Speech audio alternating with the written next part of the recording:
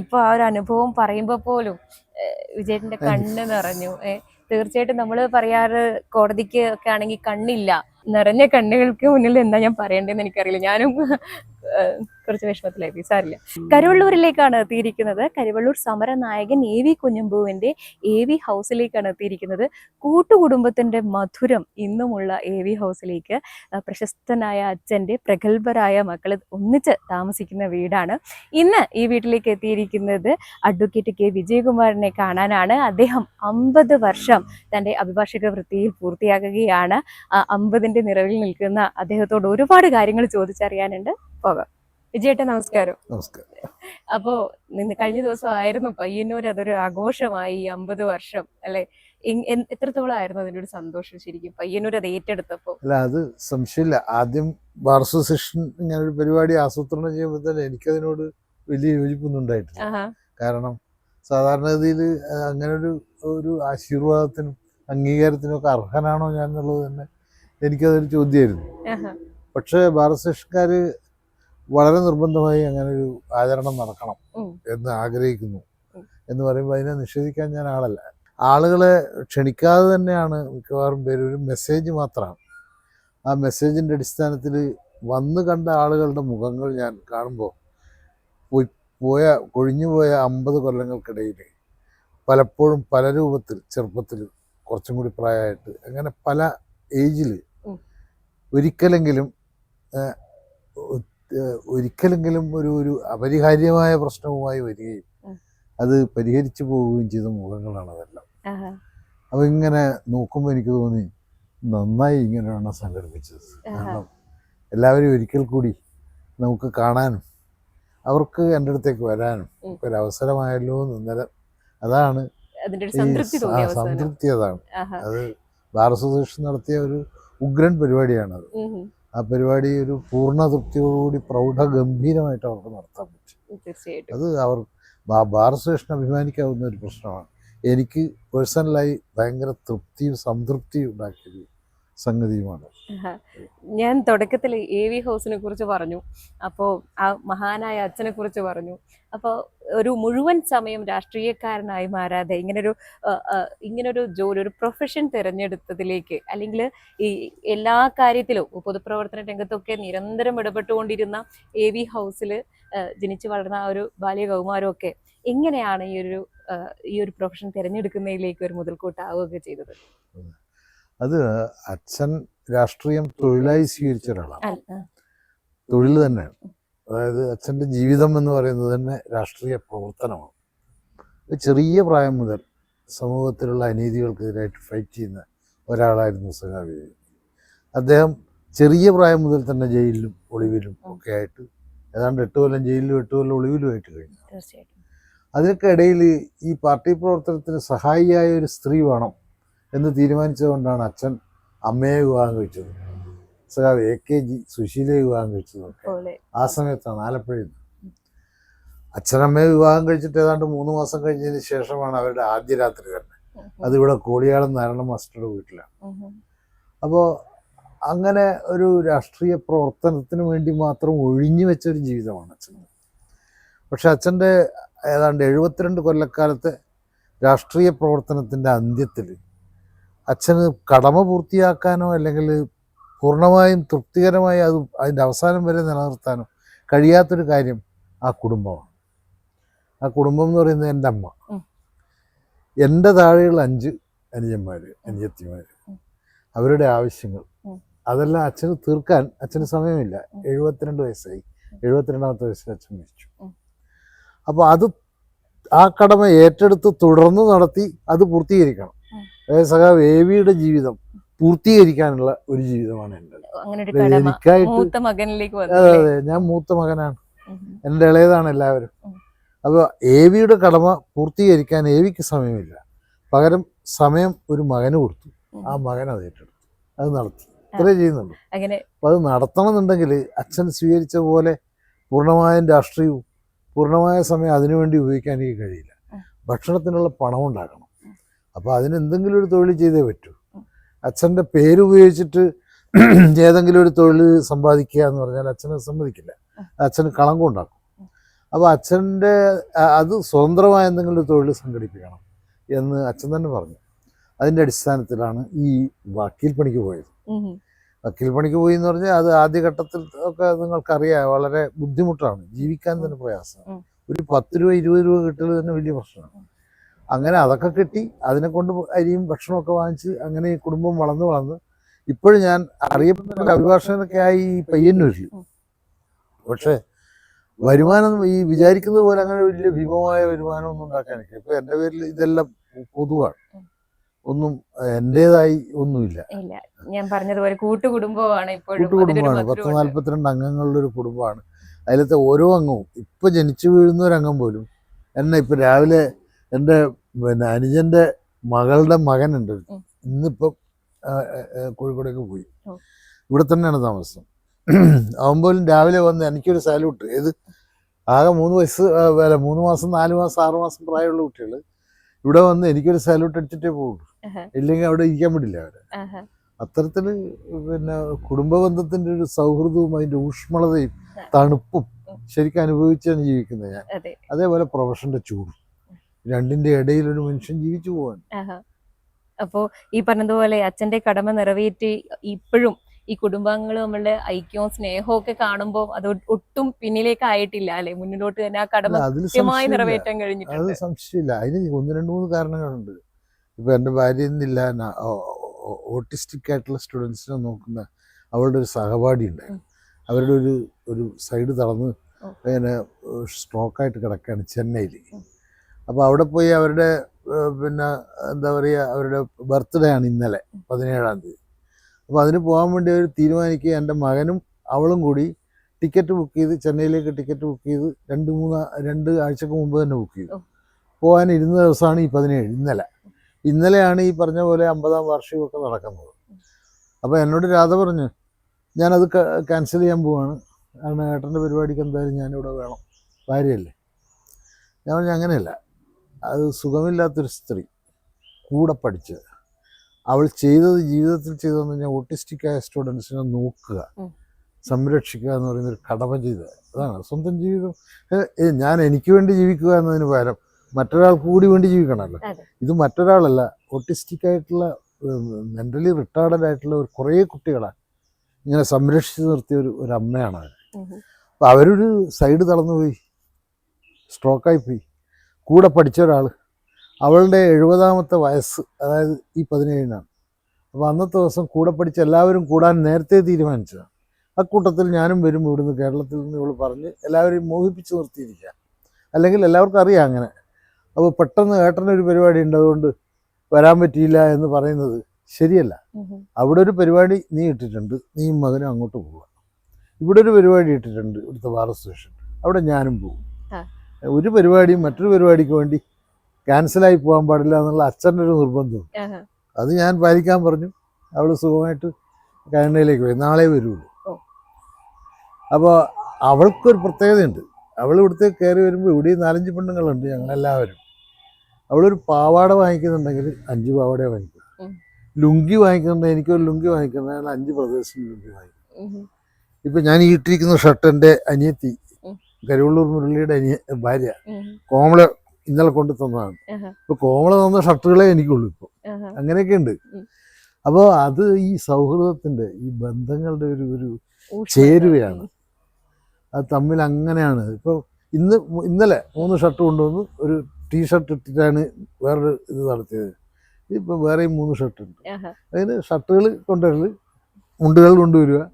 പുതിയ കാലത്ത് ഇങ്ങനെ കൂട്ടുകുടുംബത്തിന്റെ ഒരു സൗന്ദര്യമൊക്കെ പറഞ്ഞു കേൾക്കുമ്പോൾ, ഈ സ്നേഹത്തിന്റെ ഊഷ്മളതയുടെയൊക്കെ കാര്യം പറഞ്ഞു കേൾക്കുമ്പോൾ നമുക്ക് അത്ഭുതം തോന്നുന്നുണ്ട്. കാരണം 2 ആളുകളുണ്ടെങ്കിൽ വീട് മാറിപ്പോയി പുതിയ ന്യൂക്ലിയർ ഫാമിലിയായി മാറുന്ന ഒരു കാലമാണിത്. അത് കാരണം ഇതാണ്, എന്താ പറയുക, വീട്ടിന്റെ ചെലവുകൾ നിർവഹിക്കാൻ, ഒരു കുടുംബത്തിന്റെ ചെലവ് ഒരു ഗൃഹനാഥന് നിർവഹിക്കാൻ കഴിയും.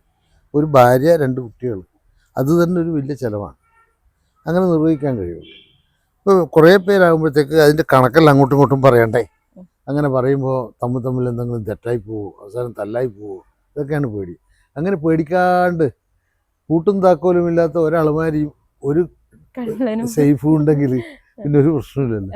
അങ്ങനെ ഒരു സേഫ് ഉണ്ട് ഇവിടെ. അതെ, ഓക്കെ. അപ്പൊ നമ്മളെ ഈ ഒരു അഭിഭാഷക വൃത്തിയിൽ 50 വർഷം പിന്നിടുന്നു. തിരിഞ്ഞു നോക്കുമ്പോൾ എന്തൊക്കെ സന്തോഷങ്ങളാണ് അല്ലെങ്കിൽ എന്തൊക്കെ നഷ്ടങ്ങളാണ് അല്ലെങ്കിൽ മറക്കാൻ പറ്റാത്ത അനുഭവങ്ങൾ എന്താണെന്നൊക്കെ ചോദിച്ചു കഴിഞ്ഞാൽ എന്തൊക്കെയായിരിക്കും ആദ്യം ഓർമ്മ വരിക?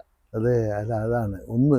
50 വർഷങ്ങൾ കടന്നുപോയി എന്നത് ഇന്നലെ 50 വർഷം ആഘോഷിക്കുമ്പോഴാണ് ശരിക്കും എനിക്ക് ബോധ്യമായത്. കാരണം 23-ാമത്തെ വയസ്സിലേക്ക് പ്രൊഫഷനിലേക്ക് കയറി വന്ന് ഇരുന്ന ഞാൻ എഴുന്നേൽക്കുമ്പോഴത്തേക്ക് 73 വയസ്സായി. എഴുന്നേൽക്കുന്നത് പോലെ അത്ര എളുപ്പത്തിലും അത്ര വേഗത്തിലുമാണ് ഈ 50 വർഷം കടന്നുപോയത്. കാരണം ഈ പ്രൊഫഷന്റെ പ്രത്യേകത അത്. ഓരോരാളും നമ്മളെ സമീപിക്കുന്ന ഓരോ പ്രശ്നങ്ങളുമായിട്ടാണ്. ആ പ്രശ്നങ്ങളിൽ നമ്മൾ പെട്ടെന്ന് മാത്രമല്ല, അവരുടെ ആ വേദനകൾ നമ്മൾ സ്വാംശീകരിക്കുകയും നമ്മളുടെ വേദന ഏറ്റുമാറുകയും ചെയ്യുക. അപ്പോൾ എന്ന് പറഞ്ഞാൽ അത് പരിഹരിക്കാൻ വേണ്ടിയിട്ടുള്ള ശ്രമങ്ങൾ കൊണ്ട് നമ്മൾ ദിവസങ്ങളും മാസങ്ങളും ഒന്നും പോകുന്ന അറിയില്ല. അതിൻ്റെ അന്ത്യം വരെയുള്ള 5 വർഷമാണെങ്കിൽ ആ 5 വർഷം നമ്മൾ ജീവിക്കുന്നുണ്ടാവും. പക്ഷേ ഈ 5 വർഷം കടന്നു പോകുന്നത് നമ്മൾ അറിയുന്നുണ്ടാവില്ല. അങ്ങനെ കടന്നുപോയാൽ അത്രയല്ലേ ഉള്ളൂ. കുഞ്ഞുണ്ണി മാഷിച്ച പോലെയാണ്, നിനക്ക് നിൻ്റെ അച്ഛൻ്റെ പേരറിയാം, അച്ഛൻ്റെ പേരറിയാം, അച്ഛൻ്റെ പേരറിയുമോ എന്ന് ചോദിച്ചാൽ ആർക്കറിയാം? ആർക്കും അറിയില്ല. പണ്ഡിറ്റ് ജവഹർലാൽ നെഹ്റു, മോട്ടിലാൽ നെഹ്റു കറക്റ്റ്. അതല്ലാത്ത സാധാരണക്കാർക്ക് അത്ര ചെറുതാണ് ഈ ജീവിതം. 50 വർഷത്തിന് മുമ്പ് ഞാനിവിടെ വരുമ്പോൾ ഫൈറ്റ് ആർക്കെതിരായിട്ടാണെന്ന് അറിയാം. ലിറ്ററേറ്റ് ഇല്ലിറ്ററേറ്റ് തമ്മിലാണ്. അതെ, ഷീസ് ഇല്ലിറ്ററേറ്റ്, ഒന്നും അറിയില്ല. ഇപ്പോഴോ കമ്പ്യൂട്ടർ ലിറ്ററേറ്റും കമ്പ്യൂട്ടർ ഇല്ലിറ്ററേറ്റും തമ്മിലാണ് ഫൈറ്റ്. പ്രായമായ ഒരാൾ, നമ്മൾ വളരെ ബഹുമാനിക്കുന്ന 73 വയസ്സുകാരനായ ഒരാൾ വിചാരിക്കാം, അദ്ദേഹത്തിന് കമ്പ്യൂട്ടറും മോഡേൺ ടെക്നോളജി അറിയില്ലെങ്കിൽ പുതിയ ജനറേഷൻ അയാളെ ബഹുമാനിക്കില്ല. ഞാൻ പറഞ്ഞുതരാം എന്ന് പറയുന്നു. എന്നിട്ട് ഓൻ കുത്തി കാണിച്ചു കൊടുക്കും. അപ്പോൾ എന്താ കാര്യം എന്ന് പറഞ്ഞാൽ, 2 കാലഘട്ടമായി. 50 വർഷം എന്ന് പറയുന്നത് ലിറ്ററേറ്റ് ആൻഡ് ഇല്ലിറ്ററേറ്റ് ആയിരുന്ന ആളുകൾ തമ്മിൽ പരസ്പരം സംവദിക്കുന്ന ഒരു കാലം, തെറ്റുന്ന കാലം, അതൊക്കെയാണ്. ഇപ്പോഴും 50 കൊല്ലം കഴിയുമ്പോഴത്തേക്ക് ലിറ്ററേറ്റ് ആയതുകൊണ്ട് കാര്യമില്ല. കമ്പ്യൂട്ടർ ലിറ്ററേറ്റ് ആണോ? അല്ല എങ്കിൽ you are out of date എന്ന് പറയുന്നത്. അപ്പോൾ ആ കാലഘട്ടത്തിനനുസരിച്ച് ആ മാറ്റം വരും. 50 വർഷത്തെ ജീവിതത്തിൽ അതാണ് ഒരു കാലഘട്ടം, അങ്ങനെ കഴിഞ്ഞു. ഇനിയിപ്പോൾ അടുത്ത കാലഘട്ടം തുടങ്ങുകയാണ്. പുതിയ ജനറേഷൻ്റെതാണ് പുതിയ കാലഘട്ടം. അവർ തന്നെയാണ് ഇനി ഇതെല്ലാം ഭരിക്കേണ്ടത്. തീർച്ചയായിട്ടും. ഞാൻ ഈ ചോദിച്ചതുപോലെ എന്തെങ്കിലും ഒരു ഏറ്റവും സന്തോഷ നിമിഷം എന്താണെന്ന് ചോദിച്ചു കഴിഞ്ഞാൽ എന്തായിരിക്കും ഓർമ്മ വരുന്നത്? അതായത് ഈ അഡ്വക്കേറ്റ് പ്രൊഫഷൻ്റെ ഒരു പ്രത്യേകത എന്താണെന്ന് പറഞ്ഞാൽ, ഒന്ന്, അതൊരു നോബിൾ പ്രൊഫഷനാണ്. പക്ഷെ കരിയർ അല്ല. നോബിൾ കരിയർ എന്ന് പറഞ്ഞൊരു സാധനമില്ല. കരിയർ എന്ന് പറഞ്ഞാൽ പണം ഉണ്ടാക്കുന്ന ഒരു സാധനമാണ്, ജോലി. ആ ജോലി എന്നതിന് പകരം ഒരു പ്രൊഫഷനാവുന്ന ചില സന്ദർഭങ്ങളുണ്ട്. ഫോർ എക്സാമ്പിൾ ഞാൻ പറയാം, ഒരു കോൾ വന്നു എനിക്ക്. എന്താ പറഞ്ഞാൽ, സർ ഒരു ചെറിയ പ്രശ്നം ഉണ്ടായി, അമ്മക്കെതിരായിട്ടൊരു കേസ്, ഒരു കൊലക്കേസ് പോലത്തെ ഒരു കേസാണ്. അവിടെ 2 കുട്ടികളുണ്ട്, അമ്മ അവിടെ ഇല്ല. പുറത്തുള്ള ജനങ്ങൾ മുഴുവൻ വളരെ ക്ഷുഭിതരാണ്, ആ വീടിന് കല്ലെറിയുന്നുണ്ട്. അവിടെ ഒരു കുട്ടിയുണ്ട്, മൂത്ത മകൻ, അല്ല ഇളയ മകൻ. മറ്റേ കുട്ടി അവിടെ ഇല്ല. ആ ഇളയ മകൻ 2 ദിവസമായിട്ട് ഭക്ഷണം കഴിച്ചിട്ടില്ല. എന്താ ചെയ്യാൻ പറ്റുമെന്ന് ആ കുട്ടിയുടെ അമ്മാവനെ എന്നെ വിളിച്ചു. ഞാൻ പറഞ്ഞു, ആരും അതിൽ ഇടപെട്ടില്ലെന്ന് ചോദിച്ചു. ഞാൻ ആരും ഇടപെട്ടിട്ടില്ല. പിന്നെ ഒന്നും ആലോചിച്ചിട്ടില്ല. ഞാൻ എൻ്റെ വണ്ടി എടുത്ത് ഞാൻ നേരെ ആ വീട്ടിൽ പോയി. അപ്പോൾ ഗ്ലാസ്സുകൾ പൊളിഞ്ഞിട്ടുണ്ട് പുറത്ത്. എന്നാണ് ഞാനൊരു മുട്ടി. ആരെങ്കിലും എഴുന്നേക്കണമല്ലോ. കുറച്ച് നേരം മുട്ടി. എന്നിട്ട് ഞാൻ ഒച്ചത്ത് പറഞ്ഞു, ഞാൻ വിജയകുമാർ, അഡ്വക്കേറ്റ് വിജയകുമാറാണ്, നിങ്ങൾ എഴുന്നേക്കുന്നു. എന്നൊരു കുട്ടി വന്നു, 14 വയസ്സുള്ള ഒരു പയ്യൻ. ഞാൻ, മോനെ നീ എന്താ ഭക്ഷണം കഴിച്ചിട്ടില്ലെന്ന് ചോദിച്ചു. ഇല്ല, ഭക്ഷണം കഴിച്ചിട്ടില്ല, 2 ദിവസമായിട്ട് ഇതിൻ്റെ ഉള്ളിൽ കൂടുക, ആളെല്ലാം എന്നെ ആക്രമിക്കും, പേടിച്ചിട്ട്. ഞാൻ പറഞ്ഞു,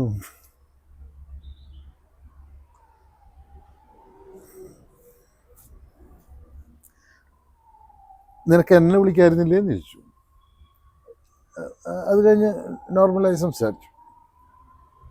ഞാൻ പറഞ്ഞു, വാ എൻ്റെ കൂടെ വന്നു. നേരെ കാർ കയറ്റി ഞാൻ ഇങ്ങോട്ട് കൊണ്ടുവന്നു. ഞാൻ പറഞ്ഞു, നിൻ്റെ ഏച്ചി എവിടെ ഉണ്ട്? ഇന്ന സ്ഥലത്തുണ്ട്. അവളെയും വിളിച്ചു. ഞാൻ പറഞ്ഞു, നിനക്ക് അവിടെ താമസിക്കാമെങ്കിൽ താമസിച്ചോളൂ, നീ എവിടെയാണ് ഉള്ളതെന്ന് ചോദിച്ചാൽ.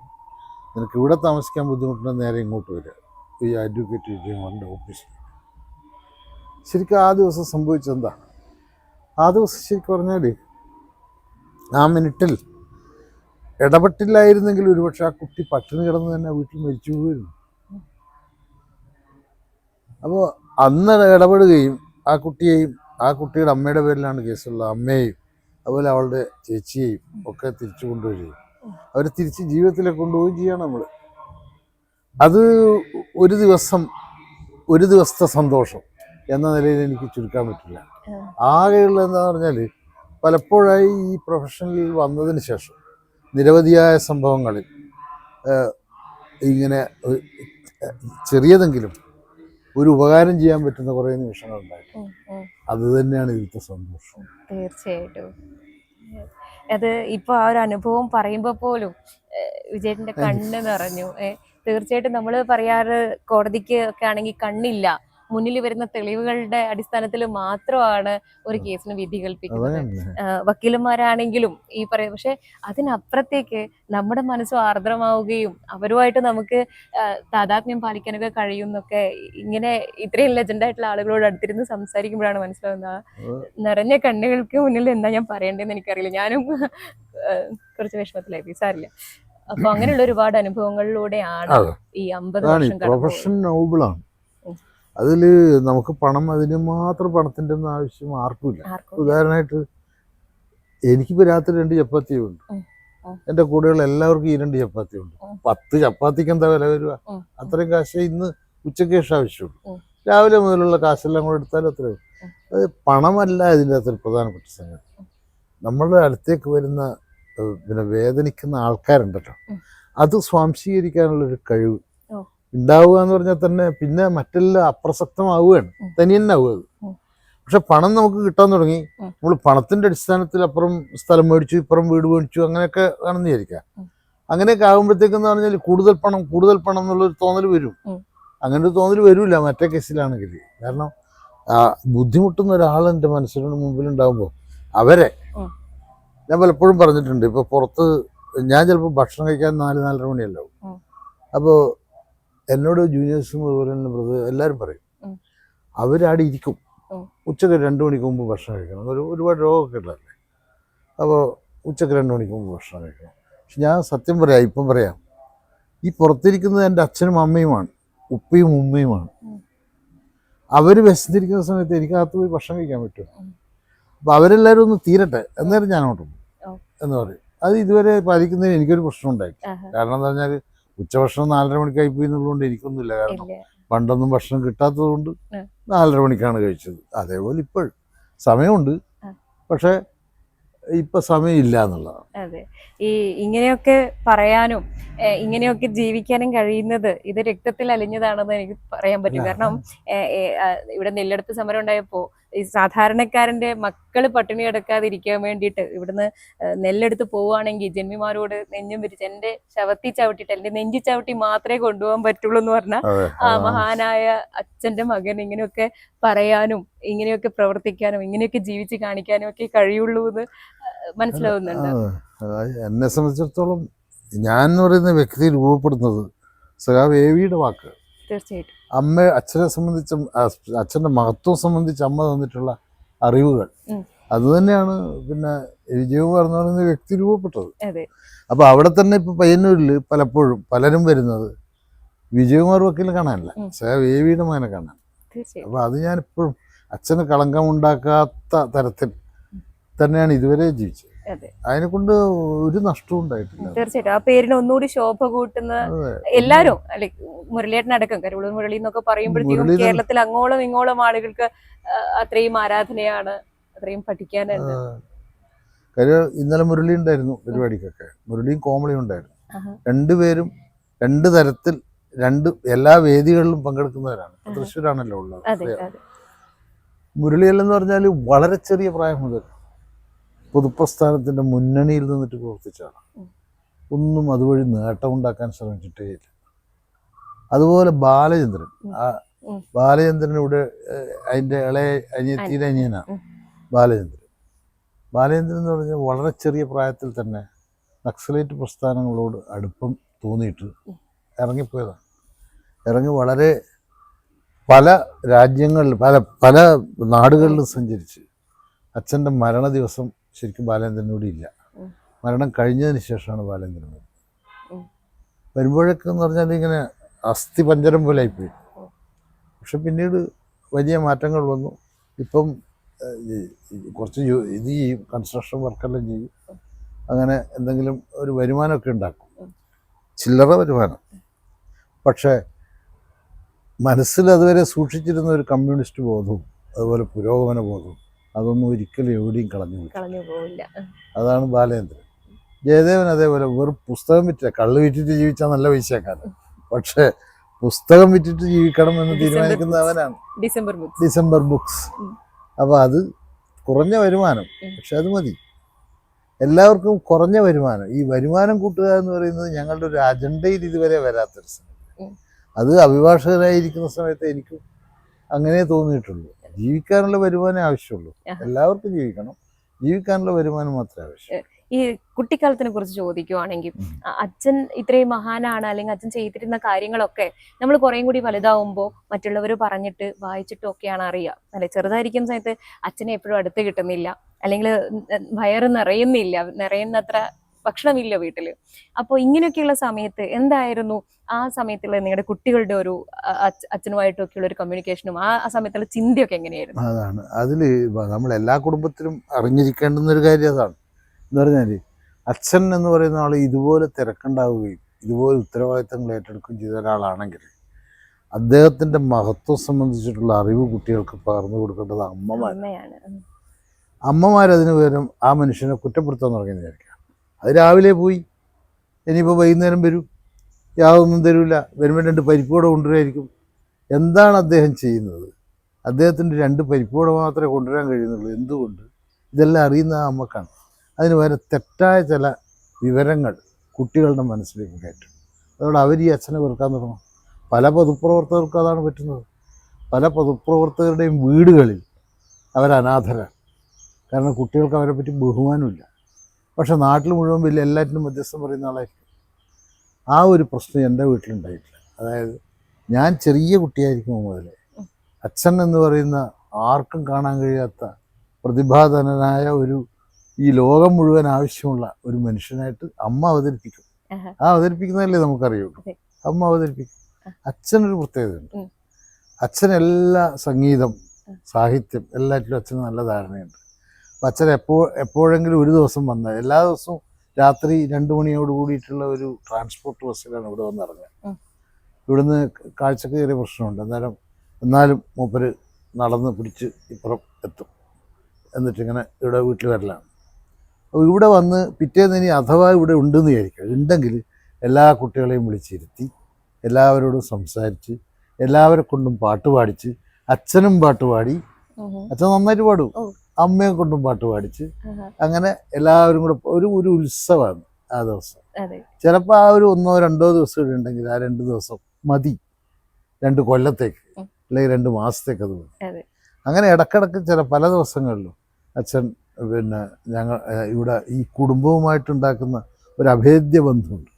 ആ ബന്ധമാണ് ശരിക്കും പറഞ്ഞാൽ വേവിയുടെ ഉള്ളു കാണാൻ പറ്റിയ സന്ദർഭങ്ങൾ. മറ്റൊന്ന് എന്ന് പറഞ്ഞാൽ അമ്മ തരുന്ന ആ ഒരു അറിവുകളാണ്. അച്ഛൻ എന്ന് പറഞ്ഞാൽ അച്ഛൻ വേറെ തന്നെ ഒരാളാണ്, അത്രയും മഹാനായ ഒരു മനുഷ്യനാണ്. അപ്പോൾ ഈ ദേവയാനി എന്ന് പറയുന്ന അമ്മയ്ക്ക് ഒരു വലിയൊരു എന്താ പറയണ്ട, അച്ഛൻ എന്നുള്ളതിനുപരി അല്ലെങ്കിൽ ഭർത്താവ് എന്നുള്ളതിനുപരി അന്ന് മുതലേ ഉണ്ടായിരുന്ന, മനസ്സിൽ കാത്തു സൂക്ഷിച്ചിരുന്ന ഒരു എന്താ പറയണ്ട ഒരു വിലയുണ്ടായിരുന്നു. അതെ, അതിന് കാരണമുണ്ട്. എന്താ പറഞ്ഞാല് ഇവിടെ ഈ കയ്യൂർ സമരം എല്ലാം കഴിഞ്ഞതിന് ശേഷം അച്ഛൻ ഒളിവിൽ പോയി. ഒളിവിൽ പോയപ്പോൾ നേരെ പോകുന്നത് ആലപ്പുഴയിലത്തെ ആലപ്പുഴ ജില്ലാ സെക്രട്ടറിയായിട്ടാണ്. CPM അല്ല, അന്ന് CPI ആണല്ലോ, കമ്മ്യൂണിസ്റ്റ് പാർട്ടി ഓഫ് ഇന്ത്യ. അതിൻ്റെ ജില്ലാ സെക്രട്ടറി ആയിട്ടാണ് അച്ഛൻ പോകുന്നത്. അവിടെ മഹിളാ പ്രസ്ഥാനത്തിൽ, കയർ തൊഴിലാളികളുടെയും മറ്റും പ്രസ്ഥാനത്തിൽ മുന്നണിയിൽ പ്രവർത്തിച്ചിരുന്ന ചെറിയ പാവാടയിട്ടൊരു പെൺകുട്ടിയാണ് അമ്മ. അപ്പോൾ അമ്മ ഇങ്ങനെ മുന്നിലേക്ക് വന്ന് വലിയ പ്രവർത്തനങ്ങളൊക്കെ നടത്തുമ്പോൾ പി കൃഷ്ണപിള്ളയാണ് അവിടെ ഉള്ളത്. ഒന്ന് അച്ഛനുണ്ട്, AKG ഉണ്ട്, അങ്ങനെ പ്രധാനപ്പെട്ട പഴയ നേതാക്കൾ. അപ്പോൾ മുന്നണിയിലേക്ക് ഇങ്ങനെ വന്നപ്പോഴത്തേക്ക് പി കൃഷ്ണപിള്ളയാണ് സജസ്റ്റ് ചെയ്തത്, സഖാവേവി ഈ പെണ്ണ്, അന്നേരം കല്യാണം കഴിക്കേണ്ട പ്രായമായി, സഖാവേവി ഈ പെണ്ണിനെ കല്യാണം കഴിച്ചാൽ ഈ പാർട്ടിക്ക് മഹിളാ പ്രസ്ഥാനം പടുത്തുയർത്താൻ പറ്റിയ ഒരു സഖാവിനെ കൂടെ കിട്ടും, അതിനെപ്പറ്റി ആലോചിച്ചുകൂടെയെന്ന് വെച്ചാൽ. അച്ഛനേക്കാളും വളരെ വയസ്സ് കുറവാണ്, 13 വയസ്സ് കുറവാണ്. അപ്പോൾ അച്ഛൻ പറഞ്ഞു അങ്ങനെയാണെങ്കിൽ അതാവാം. അപ്പോൾ ഷർട്ടും മുണ്ടൊന്നുമില്ല, ഒരു പഴയ ഷർട്ട്, പുതിയ മുണ്ട് കിട്ടി, പഴയ ഷർട്ട്. എന്നിട്ട് അച്ഛൻ അമ്മയെ കല്യാണം കഴിച്ചു. അതേപോലെ AKG സുശീലേക്ക്. അങ്ങനെയാണ് കല്യാണം. ഇപ്പൊ കല്യാണം കഴിച്ചോണ്ട് തന്നെ അച്ഛനെ അന്വേഷിച്ച് പോലീസ് വന്നതുകൊണ്ട് അച്ഛൻ ഒളിവിലേക്ക് പോയി. അതുകൊണ്ടാണ് ഈ 3 മാസം കഴിഞ്ഞിട്ട് ഇവിടെ ഈ ഫസ്റ്റ് നൈറ്റ് വന്നതിന്റെ കാര്യം അതാണ്. അപ്പൊ അമ്മയുടെ അതായത് ഈ പുന്നപ്ര വയലാർ സമരത്തിന്റെ വാരിക്കുന്തത്തിന്റെ ചാർജായിരുന്നു അമ്മാവൻ. അപ്പൊ അമ്മാവൻ പിറ്റേന്ന് രാവിലെ ആകുമ്പോഴത്തേക്ക് കയ്യെല്ലാം ഇങ്ങനെ വീങ്ങിപ്പോയി. ഇത്രയധികം ജോലി ഉണ്ടില്ല. അമ്മാവന് മുമ്പിൽ തന്നെ വെടികൊണ്ട് മരിക്കുമായിരുന്നു. അതുകൊണ്ട് പോകാൻ പറ്റില്ല, അമ്മാവൻ അനുവദിച്ചിട്ടില്ല മറ്റു സാധനം. അപ്പോ അങ്ങനെ ഒരു രാഷ്ട്രീയ ബോധം ഉള്ള ഒരു കുടുംബത്തിലാണ് അമ്മ. മാത്രമല്ല കന്നിട്ടപ്പാടെന്ന് പറഞ്ഞൊരു പാടം ഉണ്ടായിരുന്നു. ആ കന്നിട്ട വീടാണ് ഇവരുടെ. ആ കന്നിട്ടപ്പാടത്തിന്റെ കിഴക്ക് ഭാഗത്ത് വീട്ടിൽ അമ്മ താമസിക്കുന്നു. അതിന്റെ പടിഞ്ഞാറ് ഭാഗത്ത് വീട്ടിൽ VS താമസിക്കുന്നു. VS ഇവരൊന്നിച്ചാ സ്കൂളിൽ പോകുന്നു. S കുമാരൻ, S ദാമോദരൻ എല്ലാം ഒന്നിച്ചാണ് സ്കൂളിൽ പോകുന്നത്. അപ്പൊ ആ ചെറിയ പ്രായം മുതൽ അത്തരത്തിൽ രാഷ്ട്രീയ ബോധം, ഇടതുപക്ഷ രാഷ്ട്രീയ ബോധമുള്ള ഒരു സംഘം ആൾക്കാരുടെ കൂട്ടത്തിലാണ് അമ്മ. പിന്നൊന്ന് 8 വയസ്സോ മറ്റോ ഉള്ള സമയത്ത് തന്നെ ഏതോ ഒരു ജന്മി വന്ന് ഒരു ഒരു കർഷകനെ ഉപദ്രവിക്കുന്ന കണ്ടപ്പോഴത്തേക്ക് അരിവാളും കൊണ്ട് ചാടിയതാണ് അമ്മ. അമ്മയുടെ ചരിത്രത്തിലുണ്ട്. അമ്മ ഒരു പുസ്തകം എഴുതിയിട്ടുണ്ടല്ലോ, ചോരയും കണ്ണീരും നനഞ്ഞ വഴികൾ എന്നാണ്. ആ പുസ്തകത്തിലുണ്ട്. അപ്പൊ അമ്മ എന്ന് പറയുന്നത് അമ്മ ജനിച്ചു വീണപ്പോൾ മുതൽ, പ്രായമായ ഓർമ്മ വെച്ചപ്പോൾ മുതൽ രാഷ്ട്രീയ ബോധം മനസ്സിൽ സൂക്ഷിക്കുന്ന ഒരു മഹിളാ പ്രവർത്തകയാണ്. കേരളത്തിലെ മഹിളാ ഫെഡറേഷന്റെ സ്റ്റേറ്റ് വൈസ് പ്രസിഡന്റ് ആയിരുന്നു. അപ്പോൾ അങ്ങനെ ഒരു ബോധമുള്ളത് കൊണ്ടാണ് അച്ഛൻ എന്ന് പറയുന്ന ഒരു മഹാനായ മനുഷ്യൻ മക്കളിലെ മനസ്സിൽ അങ്ങനെ ഒരു മഹാനായ മനുഷ്യനാണ് എന്ന് ബോധ്യപ്പെടുത്താൻ അമ്മ വേണ്ടത്ര ഇൻഫർമേഷൻസ് മക്കൾക്ക് തോന്നി. സദാ ജാഗരൂകയായിരുന്നു. ഇത് ഈ പറഞ്ഞതുപോലെ അച്ഛനെ കുറിച്ച് നല്ലത് പറഞ്ഞൊന്നു മാത്രമല്ല, ഈ മക്കളെ എല്ലാവരെയും നല്ല പാതയിലേക്ക്, ഈ സ്നേഹമുള്ള അല്ലെങ്കിൽ നല്ല പ്രൊഫഷൻ തിരഞ്ഞെടുക്കാൻ തക്ക രീതിയിലേക്ക് വളർത്തിയെടുക്കാനും അമ്മയ്ക്ക് കഴിഞ്ഞിട്ടുണ്ട്. അപ്പൊ അച്ഛനൊപ്പം തന്നെ അമ്മയെയും നമ്മൾ ഓർമ്മിക്കുകയും പറയുകയും ഒക്കെ ചെയ്യേണ്ട ഒരു അവസരം തന്നെയാണ് ഇതെന്നും ഞാൻ വിശ്വസിക്കുന്നു. അതെ അതെ, അമ്മക്കും അച്ഛനും ഒരു ശില്പിയുടെ ഒരു കടമയാണ് ഇത് ചെയ്തത്. ആ മക്കളെല്ലാം രൂപപ്പെടുത്തിയെടുക്കുന്നതിൽ എല്ലാവരും രൂപപ്പെടുത്തിയത് അവരാണ്, അവരുടെ ബോധം. അതേപോലെ ഇന്നലെ ഇപ്പോൾ ചീഫ് ജസ്റ്റിസ് സംസാരിക്കുമ്പോൾ പറഞ്ഞാണ് 24 മണിക്കൂർ പണിയെടുക്കുന്ന അഡ്വക്കേറ്റാണെന്നും പറഞ്ഞിട്ട് മേനി കൊള്ളാനൊന്നുമില്ല. കാരണം ഞാനിപ്പോൾ എന്ന് പറഞ്ഞാൽ രാത്രി 1.5 മണിക്കൂർ ഉറങ്ങുകയും രാവിലെ 6:30 മണിക്ക് എഴുന്നേൽക്കുകയും ചെയ്യുന്ന ഒരാളാണ്. അത് എത്രയോ കാലമായി ശീലിച്ചു. അത് 23 വയസ്സ് മുന്നേ ശീലിച്ചു. പക്ഷെ ഈ സമയത്ത് എൻ്റെ കൂടെ എൻ്റെ ഒരു ഭാര്യയുണ്ട്. അവൾ 2 കുട്ടികളെ പ്രസവിച്ചിട്ടുണ്ട്. ഈ കുട്ടികളെ വളർത്തുകയും വീട്ടിലത്തെ എല്ലാ കാര്യങ്ങളും ശ്രദ്ധിക്കുകയും ഒക്കെ ചെയ്യാൻ അവൾക്ക് ഡ്യൂട്ടി ഉണ്ട്. അതെല്ലാം ചെയ്ത ചീഫ് ജസ്റ്റിസ് പറഞ്ഞതാണ്, ഈ വിജയകുമാറിനല്ല ഇതിൻ്റെ അനുമോദനമൊന്നും കൊടുക്കേണ്ടത്. ഈ ജീവിതകാലം മുഴുവൻ സപ്പോർട്ട് ചെയ്ത് നിൽക്കുകയും എന്നിട്ട് ഈ ജീവിതകാലം മുഴുവൻ ഒരു അഡ്വക്കേറ്റിനെ വളർത്തിക്കൊണ്ടുവരികയും ചെയ്തത് ആ സ്ത്രീയാണ്, ആ ഭാര്യ. അങ്ങോട്ടാണ് കൊടുക്കേണ്ടത്. തീർച്ചയായിട്ടും അതെ. വീട്ടുകാര്യങ്ങളൊക്കെ അവര് കൃത്യമായി നടത്തുമ്പോഴാണല്ലോ സമൂഹത്തിലേക്ക് ഇറങ്ങി നമുക്ക് പണിയെടുക്കാൻ പറ്റുക. അത് നമ്മുടെ കാര്യങ്ങൾ ഇപ്പൊ ഗുളിക ഏതാന്ന് വെച്ചാൽ എനിക്കറിയില്ലല്ലോ. ഇപ്പൊ ഞാനിപ്പോ 2 ദിവസമായിട്ട് ഇവിളില്ലല്ലോ, ഇപ്പൊ ചെന്നൈയിലേക്ക് പോയി. അപ്പൊ എന്ത് ചെയ്ത് പോകുന്നതിന് മുമ്പായിട്ട് ഓരോ അളവിൽ രാവിലത്തെയും വൈകുന്നേരത്തെയും ഗുളിക പ്രത്യേകം അളവിൽ ഉണ്ടാക്കിയിട്ട് അതിന്റെ മോർണിംഗ് മറ്റേ നൈറ്റ് എന്ന് എഴുതിയിട്ട് വെച്ചിട്ടാണ് പോയിരിക്കുന്നത്. അപ്പൊ ഞാൻ അത് വെച്ചിട്ടാണ് എടുക്കുന്നത് ഇപ്പോൾ.